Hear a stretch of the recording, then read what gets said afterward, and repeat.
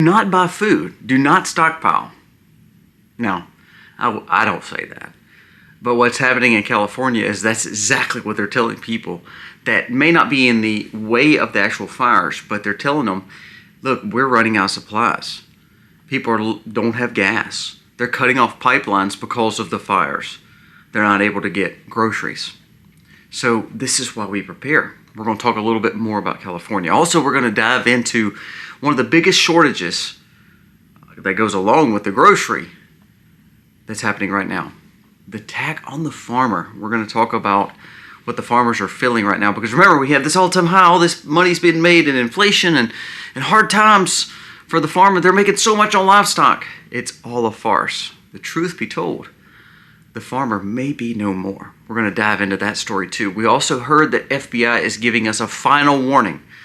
Before Chris Wray leaves office, he says, I have a final warning for you.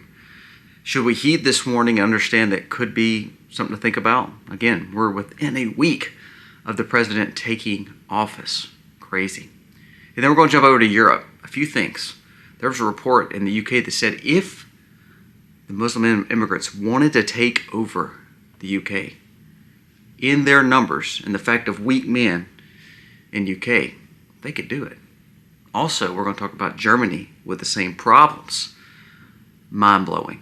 And remember we talked about Romania, how dangerous it was and how it seemed like we were having the same problems there as they did in UK. The people are uprising against it, but guess what? It does not matter. They're not standing their ground, and the managerial administrative states are getting their way when it comes to these territories. So if Ukraine shuts down, they have other opportunities to go after Russia. Crazy, crazy, crazy. And then, by the way, Biden is not letting you down. He just granted $770 to each family in California, saying he will take care of you. So if you've lost millions of dollars of property, it doesn't matter. You're getting $770. He promised that this week. $770 for each of your families. Unbelievable.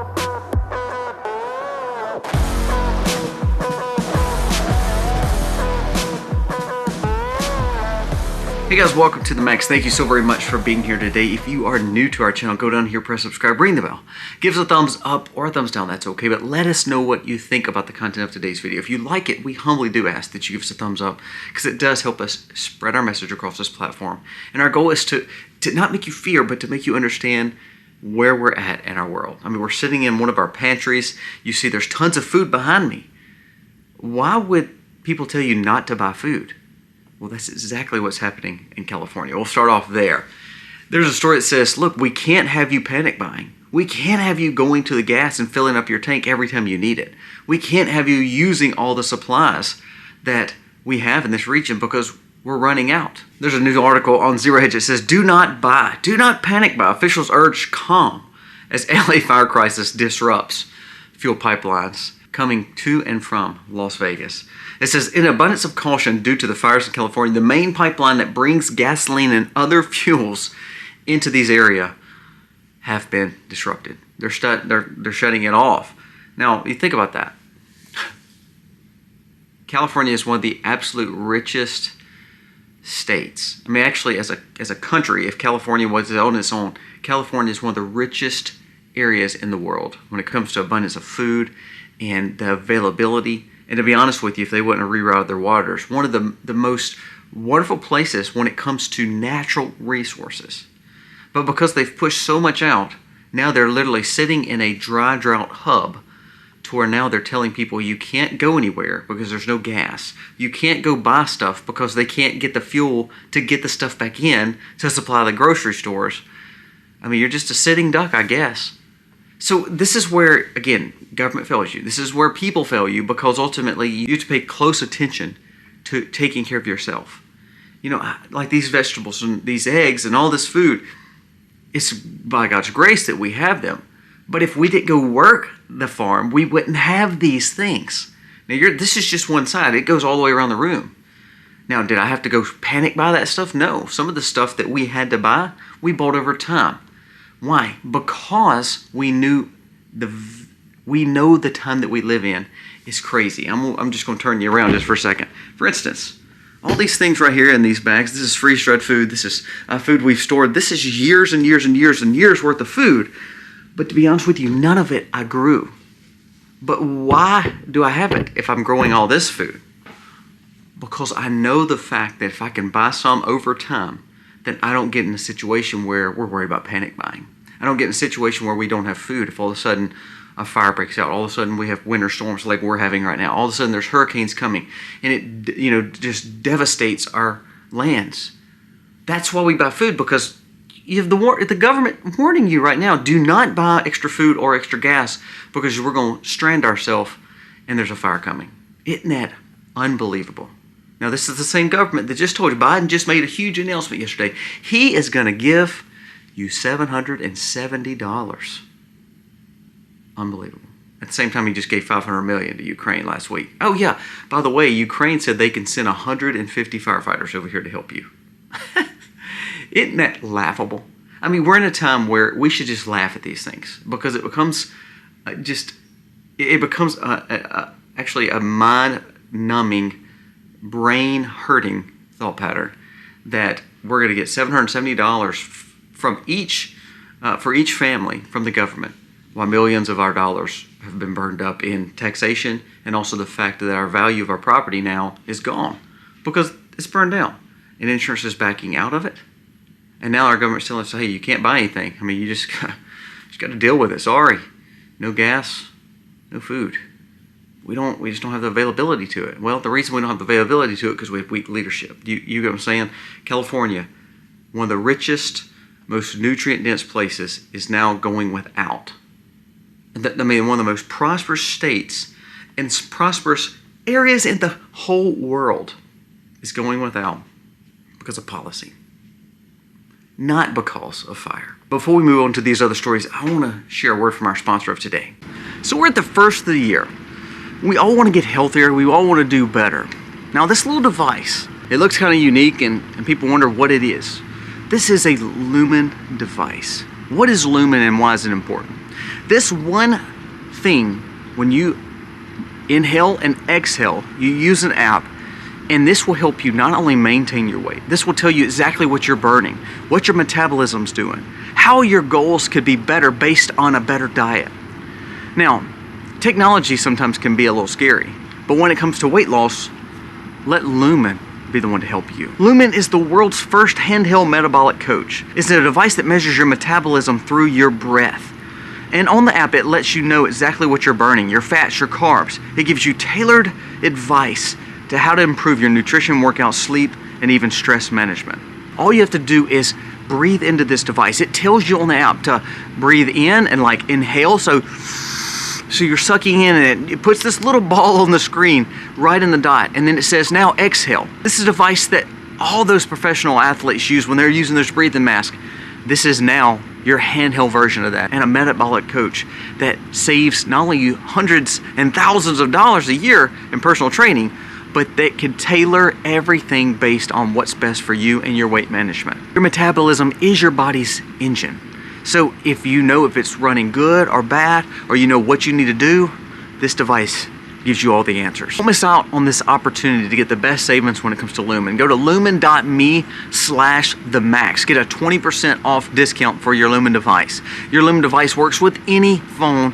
Download the app, and then it tailors your goals, your aspirations, and tells you about your metabolism and how it can be better and improve your health, all in one place. If you're trying to lose weight and get stronger, this device showed me exactly how I could tailor that to make it better, where I'm not just burning the carbs that I'm taking in for food source, I'm burning the fat that's on my body. This is your personal metabolic coach that you can work with. And instead of paying hundreds of thousands of dollars to a gym or to a personal coach, your phone tells you everything you need to know by you breathing in this little machine and breathing out.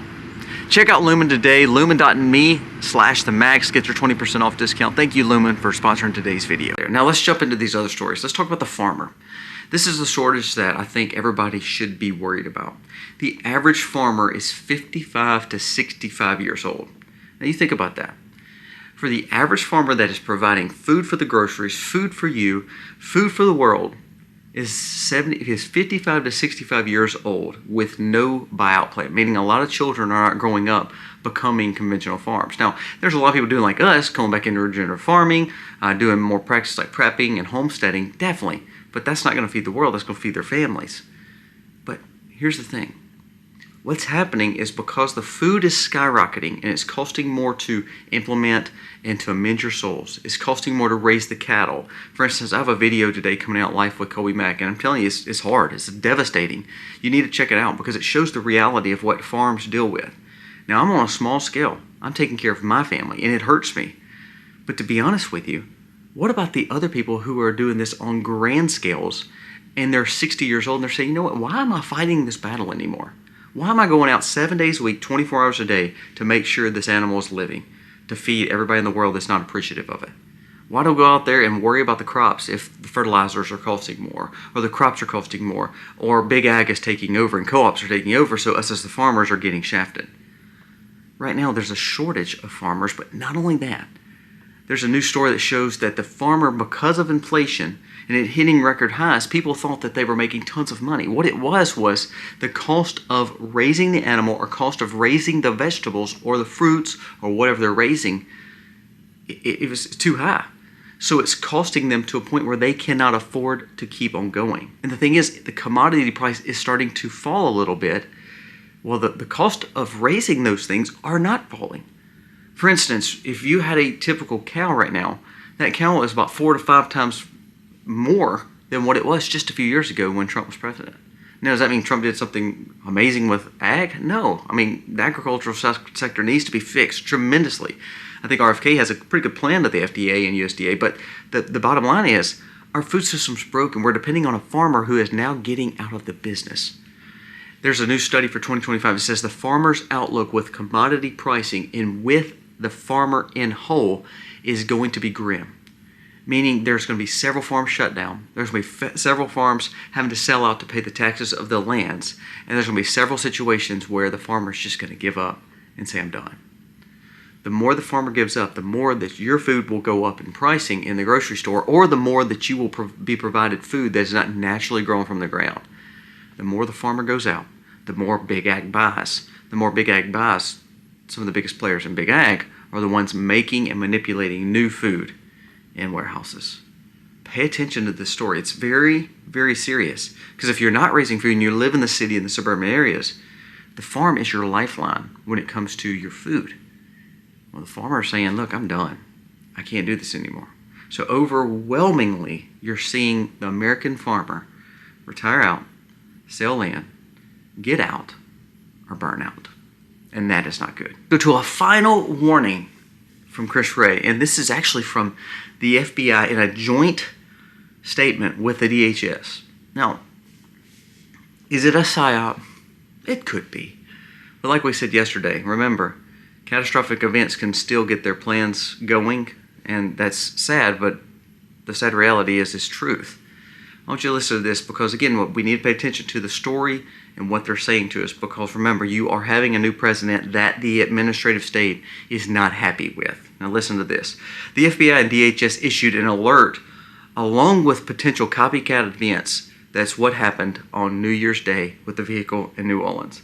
It says officials warns that there may be vehicles ramming with IEDs at targeted festivals in commercial centers and crowded venues. Law enforcement note that the previous IS-inspired attacks have used rental and stolen vehicles, adding that they are using their firearms and knives and maximum damage can be done. Because of what they're doing now. They're not just going in by themselves, they're using cars. They're using other objects and things that will cause for a mass casualty situation. Now, should we have risk or not? I will tell you this. Personally, we're not going to cities right now. It's just not a big deal. So if we're going on vacations, like even when we went to Colorado last year, we kind of go around these big areas because of the dangers of those cities. Not because I want to live in fear. It's just because I don't want to put my family even in a situation where that could be true. Like I told you with the New Orleans back on January 1st, we always enjoyed New Orleans when we were kids and when we were younger. We'd go to the zoos with our family. We would, have beignets. Me and Misty would go down there on just a weekend and getaway. We don't even do that anymore because of the severity and the risk, even before January 1st. Because we knew these kind of events and situations happen in the cities, not because just because of the terror. I mean, the cities are falling to pieces. So when you put those two things together, why in the world do you want to be putting yourself in these kind of situations? There was a time where we talked about going to a football, a monster football venue. And then there was a time we were talking about going to a monster concert. And then we start thinking about stuff like this. Again, not to live in fear, but it's like, I know if I go in those venues, I can't carry because they wand you. I can't protect every situation because I don't know who's in the crowd and what they have or on them or what their plans are. I can't protect how to get there or how not to get there, the parking lot situation. So what we've learned as a family is we learn to build and have fun in other ways that doesn't take away from enjoying time with our family. But we heed these warnings, not because we live in fear, but because it's just smart. If I can't control the environment that we put our family in, to me, I'm failing as a husband and a male and a father because I can't help the situation that we've put our family in, and it's been my fault to do that. Part of safety and security is making sure that we watch over our families.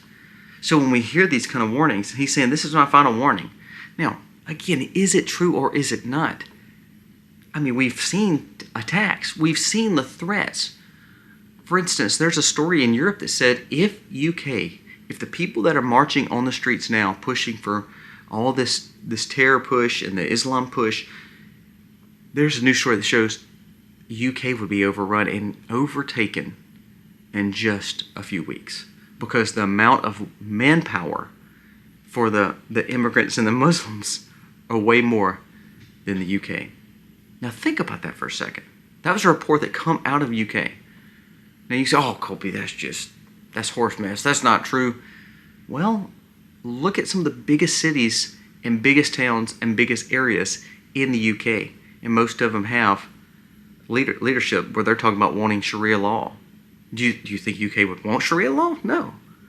So the risk is there. Now, I don't want to go abroad for one thing, but this is also happening in our American cities where, we're losing the city. I mean, we're losing the safety. We're losing the fact of good officers. We have a shortage of police still in these bigger cities. So the FBI and the DHS giving us this warning, saying that they're using rental cars. They could be using IEDs.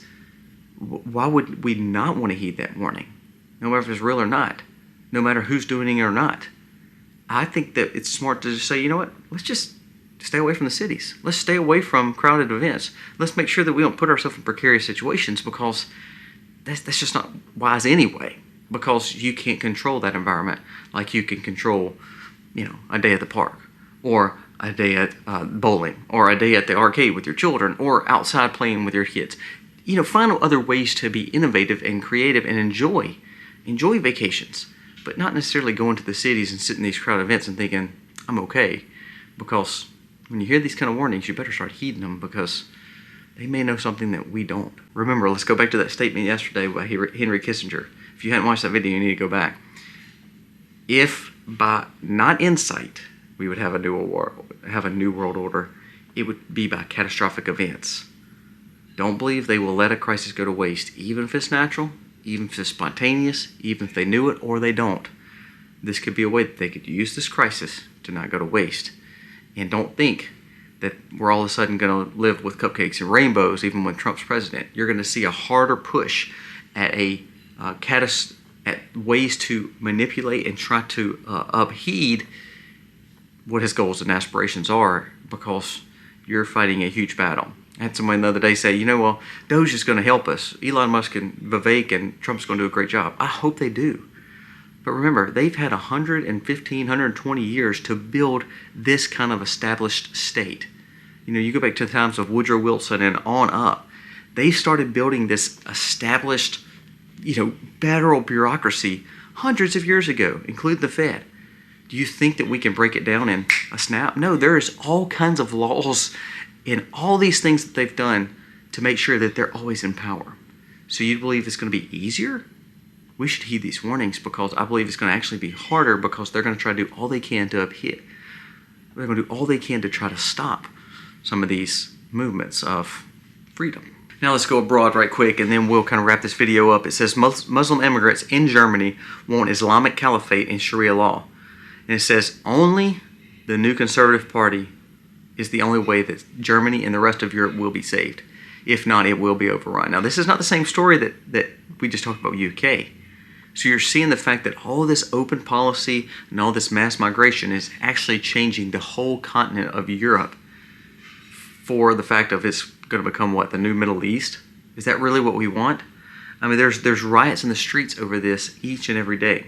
Not only that, not dealing with a Muslim problem, but dealing with the fact of administrative, deep state players, global push, NATO, 100,000 people protesting in Bucharest, and this is dealing with the Romania situation I talked about. Nobody's talked about Romania, but I'm trying to bring awareness to it because remember, what they did in Ukraine back in 2014 when it was not a big deal and it was a regime change and they were wanting peace, what is happening and happened in Ukraine that led to a war, that led to NATO problems, is happening right now in Romania. The people want someone different. They want elections, and guess what? NATO and the deep state said, no, we're not going to do it. And they stopped the elections. You know, Ukraine, they had election because of the war. So when you don't have elections and the people sit back and they think, well, it's going to be okay, what it actually means is they are basically starting to rule over these countries that are free because of their proximity to a world power. Pay attention to this. There's 100,000 people in the streets in Bucharest right now trying to say we want something different. There's 100,000 people wanting something different in Romania and in these areas in Eastern European countries, even down to Ukraine. It's not happening. You know how much money we've spent in Ukraine? They said upwards of close to $300 billion just for America. The Pentagon had to admit this week that they are losing ground and that Russia is gaining more ground in Ukraine. Now think, if they would have stopped this war with peace 2.5 years ago when they had the opportunity, Ukraine would have had more land. Also, we would have kept a lot of our money and there would have been less people and less casualties. But no. Boris Johnson and all these big players, Antony Blinken, had to go over there and start setting policy that Ukraine was going to quote-unquote win. They are losing more and more land along with their generations of men. And who's to blame for that? I'm just thinking the more we pay, the more we become blame. Who's the problem with Romania? What's the problem with Romania? NATO and our alliance are trying to basically stop their elections and figure out a new way forward. Pay attention to these areas because now, 5 to 10 years from now, if Romania goes the way that they're wanting, it's going to be the next Ukraine. I mean, it just is. And we've got to stop that before it happens. Germany, Romania, Ukraine. I mean, look at UK. All these places are having problems. What is that setting up for? For a subpar Europe to where it can be taken over and run over. Well, what's happening in America? Trump is a good thing, but don't believe that those same players that's causing problems there won't try to cause problems here. And that's why I like heeding the warning with FBI and making sure that you have your food put back, because when they tell you do not buy food, do not buy gas, you're just a sitting duck. Those things make you subpar and subservient and a true dependent of what the government tells you. And whatever they tell you is what you got to do, because you depend on their food, you depend on their money, you depend on their quality, you depend on their fuel, you depend on everything that they can give you. Without them, you have nothing. That's how socialism starts. So be careful of these kind of stories. Now let's wrap it up. Remember, you need to stop buying food. You need to buy things. You need to be doing this over time.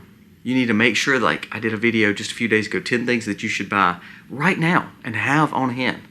Go back and check that video out, because we're not playing games anymore. When Trump goes in, it's going to get a lot more serious. Yes, we are hopefully traveling the right way, but you don't believe that's going to be an uphill battle, especially going against this administrative state like we've gotten? Remember, hundreds of years have been set to defend this monster deep state, including Republicans and Democrats both, because they both make money off of it. It will be an uphill battle. But hey, if we're prepared, we're ready for it, we're physically ready to go through it, spiritually ready to go through it, mentally ready to go through it, and back these people who really want freedom, it can be done. Guys, thank you so much for watching. Let me know your thoughts on this video. Check out the sponsor of today's video. I think that you'll be real pleased with what they can give you. Guys, thank you so much for watching. God bless.